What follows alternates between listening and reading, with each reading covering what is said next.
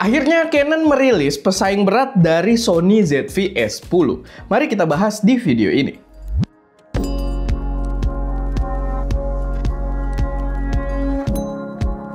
Halo semuanya, selamat datang di channel SM Media dengan gue Erwin. Dan pada video kali ini gue pengen bahas singkat sebuah kamera yang baru aja semalam diluncurkan sama Canon. Itu adalah Canon R50V, sebuah kamera entry level yang menargetkan para content creator pemula. Dan gue agak kaget sih sebenarnya karena dia diluncurkan dengan harga yang sangat-sangat affordable di $649 US. Dimana sebelumnya kita tuh menerka-nerka kemungkinan kamera ini akan lawan ZV-E10 Mark II, tapi sepertinya dari positioningnya dia akan melawan Sony ZV-E10 Mark I gitu ya, yang generasi pertama. Dan ini menurut gua menciptakan persaingan yang sehat di harga yang cukup terjangkau. Walaupun kita masih belum tahu ya nanti price point-nya bakal dijual berapa ketika resmi masuk ke Indonesia, tapi ya paling nggak dari gambaran yang kita lihat di luar, kamera ini akan jadi opsi yang menarik untuk para content creator entry level. Dan kalau dari segi impressionnya sendiri, gue lumayan suka sama desainnya, agak ngotak, tapi kelihatannya tuh masih lumayan solid. Cuman kalau dari segi build quality sendiri, gue rasa kita harus bener-bener coba juga kameranya. Kita nggak bisa dari visual aja. Walaupun ya ekspektasi gue, karena ini adalah R50V, ya ekspektasi gue build quality-nya mungkin kurang lebih mirip-mirip dengan R50. Spesifikasinya sendiri juga mirip ya dengan R50. Jadi sensornya sama, prosesornya sama. Jadi secara dapur pacu itu harusnya sangat identik. Cuman memang di sini agak di-optimize lebih kuat di bagian videonya aja. Karena di sini dia membawa spesifikasi video itu sampai 4K 60p, sama dia juga bisa nge-record dengan si Log3. Yang biasanya kalau zaman awal gua baru masuk kamera gitu ya, Canon tuh pelit banget dengan log profile mereka. Cuman karena persaingannya pada ngasih log profile juga di harga yang lumayan terjangkau ya, di sini akhirnya mereka memberikan si Log3 di kamera yang lumayan affordable. Lalu karena kameranya sendiri lebih ditujukan untuk para pembuat video gitu ya, content creator dan sebagainya, vlogger dan lain-lain, ya ada satu fitur yang akhirnya muncul juga di entry levelnya ini, yang ini jadi persaingannya dengan ZV-E10 banget sih, karena di harga tersebut dia membawa headset output. Akhirnya gitu ya, kita bisa monitoring audio. Dan ini hal yang krusial kalau buat gua, walaupun kalau kita lihat kayak dari pembahasan orang lain, kayak contohnya si Jared Polin, gua nonton, dia kayak membahas si headset output ini nggak terlalu penting gitu ya, sedangkan buat gua itu salah satu yang penting banget gitu, kalau kita lagi produksi video kayak gini. Jadi ya menurut gua itu salah satu yang perlu di-appreciate dengan harga yang nggak tinggi juga, karena ada waktu itu salah satu brand yang keluar kamera untuk content creator tapi nggak punya headset output. Cuman kita nggak pernah bahas, memang mungkin nanti di bagian membership aja kita bahas. Lalu fitur andalannya juga yang menurut gue lumayan menarik buat dipantau gitu ya, terutama untuk para content creator, dia bisa di-mounting secara vertikal. Jadi dia ada quarter mount untuk tripodnya, itu ada di sisi gripnya juga. Jadi kita bisa auto langsung taruh secara vertikal gitu kan, dipasangin ke tripod. Mungkin kepake untuk banyak content creator yang banyak bergelut di platform sosial media HP gitu kan. Cuma yang jadi concern gue, itu bagus, gue tetap appreciate gitu ya. Cuman yang jadi concern adalah gue itu biasanya di bawah kamera pasti ada quick release mount gitu ya.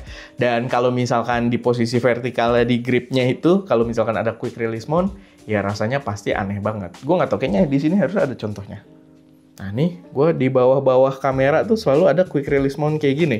Jadi ya kalau misalkan itu ada di grip kurang enak gitu. Cuman ya itu agak niche juga lah. Mungkin nggak semua orang pakai quick release kayak gua, karena kita butuh cepet juga, tripod udah pada arka dan lain sebagainya. Jadi balik lagi untuk target usernya, gua rasa di entry level user ini adalah fitur yang sangat membantu. Tapi sejujurnya menurut gua di sini nggak ada gebrakan yang wah ya. Gua pribadi nggak terlalu gimana-gimana. Gua tetap excited buat nyobain karena dia berada di entry level juga, harganya juga lumayan terjangkau. Cuman ya nggak ada gebrakan yang wah dari segi feature dan spesifikasinya gitu. Dan gua agak lucu deh nonton videonya si Jared Polin tuh, dia ngejelasin juga poinnya ada beberapa yang agak aneh lah, kayak headset output dia sangat underestimate gitu ya, jadi undervalued banget buat dia. Sama dia bilangnya, jadi Canon tuh kemarin merilis dua kamera gitu, dua kameranya itu sama PowerShot V1 yang kita udah sempet lihat juga, mereka awal kenalin itu di Jepang. Dan dia bilang flagshipnya adalah si R50V ini gitu, dimana secara kelas menurut gua harusnya di jajaran V yang udah ada di Canon sekarang kayak PowerShot V1, V10 yang udah lama keluar sama si R50V ini, menurut gua harusnya flagshipnya adalah si V1 gitu. Dan V1 ini jujur buat gue pribadi, gue jauh lebih tertarik buat nyobain si PowerShoot V1-nya.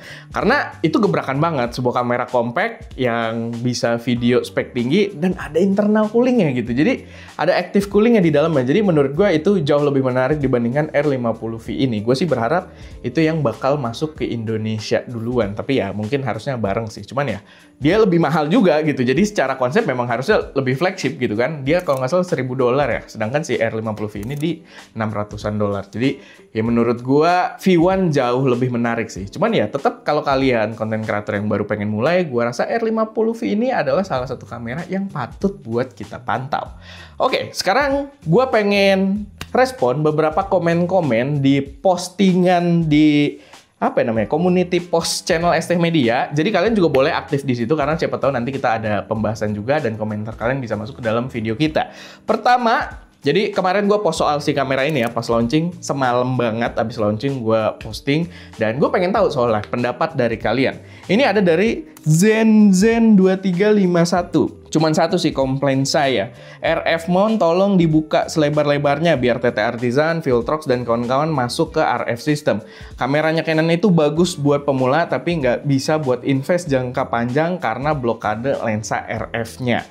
Gua setuju, gua sangat mengharapkan kalau mereka bisa lebih open lagi. Sebenarnya kalau si R50V ini karena dia RFS ya, dia APS-C, itu udah mulai dibuka sih. Tapi ya, di sini kan dia bilang buka selebar-lebarnya ya. Jadi udah mulai dibuka, cuma memang masih sempit. Kalau nggak salah, baru Sigma dan Tamron yang masuk.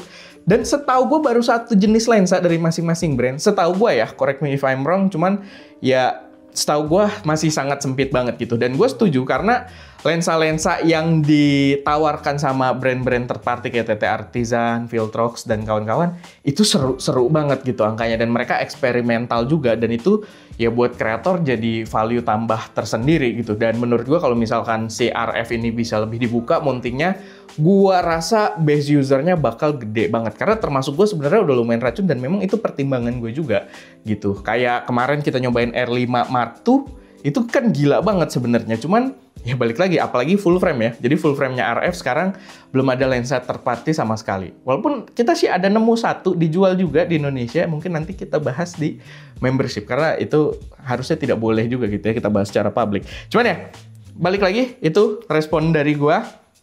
Gue setuju kalau seharusnya RF ini lebih dibuka lagi. Lalu ada dari Shihar 01. Dari siluet desainnya agak-agak FX30 gitu ya. Sama itu tombol rek di depan emangnya enak. Jujur menurutku agak aneh sih. Dalam kurung dari pandangan user Sony. Ini menarik komennya. Thank you tapi sudah memberikan komen. Dia bilang mirip FX30. Menurut gue enggak sih. Lebih ke ZV harusnya sekarang. Tapi memang yang ngotak gitu. Rata-rata yang concernnya ke video itu desainnya sekarang udah mulai ke ngotak kayak gitu. Tapi sih kalau gue lihat, ya dia ada beberapa gabungan lah dari ZV gitu ya, sama dari FX-nya Sony juga gitu. Nah, yang menarik di sini dia bilang tombol rek di depan itu emangnya enak. Jujur menurutku aneh dari sudut pandang user Sony.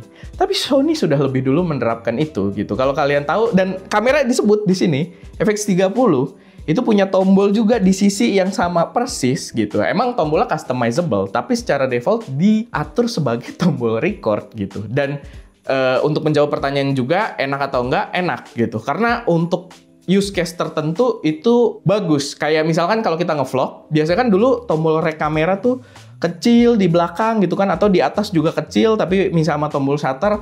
Jadi biasanya kita kalau lagi ngevlog tuh kamera ngadep kita ngeraba-raba gitu. Kita ngeraba-raba biar tahu tombolnya di mana baru kita pencet. Sedangkan kalau udah dari depan kita bisa langsung pencet. Sama kalau kita pakai gimbal, kalau tombolnya berada di sisi atas, kameranya kita pencet, itu biasanya buat nahan biar dia nggak ngebebanin inian gimbalnya tuh agak susah gitu. Jadi dia biasanya motor gimbalnya ikut kedorong. Sedangkan kalau dia posisinya di depan kayak gitu, kita bisa kayak model cubit gitu.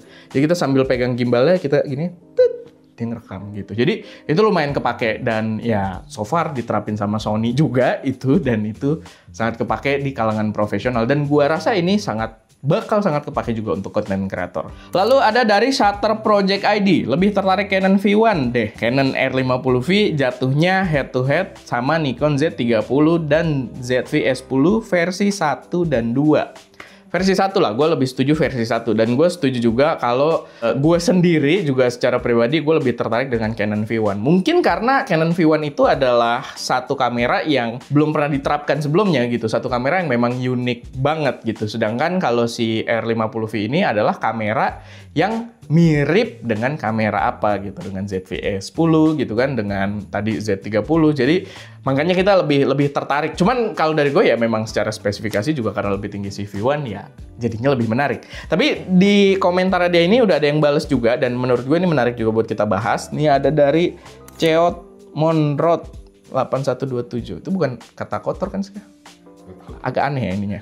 Tapi Canon V1 siap-siap digoreng harganya. Nah, ini yang memang kita sama-sama takutkan. Karena ya di Indonesia udah sering banget terjadi. Gue juga nggak tahu ya kenapa bisa gitu. Pengguna kamera di Indonesia emang sebanyak apa sih gitu ya? Karena kamera tuh pada digoreng-goreng terus gitu. Atau mungkin ya dari brandnya sendiri ngasih kuota ke Indonesia tuh sesedikit apa gitu. Sampai kameranya ini unitnya bisa terbatas dan bisa digoreng. Gue juga worry-nya begitu untuk Canon V1 ini. Karena terjadi Fujifilm X-M5. Kalau kalian sekarang lihat di e-commerce, udah nggak ada body only yang pakai harga normalnya. Itu gue sangat mengutuk gitu ya. Gue tidak setuju dengan orang-orang yang hoarding barang dan digoreng gitu harganya. Atau bahkan gue nggak tahu lah, ini juga gue nggak bisa asal ngomong. Cuman gue curiga takutnya ada toko-toko yang memang dapat jatah dan barangnya malah ditahan dan harganya malah dinaikin biar marginnya lebih gemuk. Ya itu gue sangat mengutuk hal tersebut. Tapi ya kalian bisa lihat nggak ada sekarang body only tuh cepet banget habisnya. Dan ya udah sekarang pada jual di atas 15 juta rupiah gitu. Yang padahal harga harusnya 13,5 juta rupiah. Kenapa gue tahu? Karena gue sempet pengen beli, malamnya gue lihat marketplace gitu ya. Dan pas gue, belum lama, minggu lalu tuh gue sempet kayak kepikiran pengen beli. Terus gue lihat marketplace malamnya, ada 13,5 di beberapa toko-toko official. Dan siangnya udah nggak ada. Toko-toko officialnya juga udah nggak ada. Jadi kalau search-nya XM5 gitu, tuh toko-toko officialnya udah pada habis, sold out untuk body only-nya. Dan ya nongol lah toko-toko dengan harga 15 juta, 15,5 gitu. Jadi wah buat gue sih nggak, dan gue sangat tidak merekomendasikan beli di harga gorengan kayak gitu. Nah ini yang gue takutkan bisa terjadi di Canon V1 ini. Karena Canon V1 ini sangat menarik. Jadi ya kita pantau lah gitu. Jadi buat teman-teman yang nonton ini bareng sama gue, mungkin nanti kita akan rebutan si Canon V1 ini. Mungkin kalau gue biasa dapat speed access lah ya. Jadi unfair advantage gitu ya dari toko.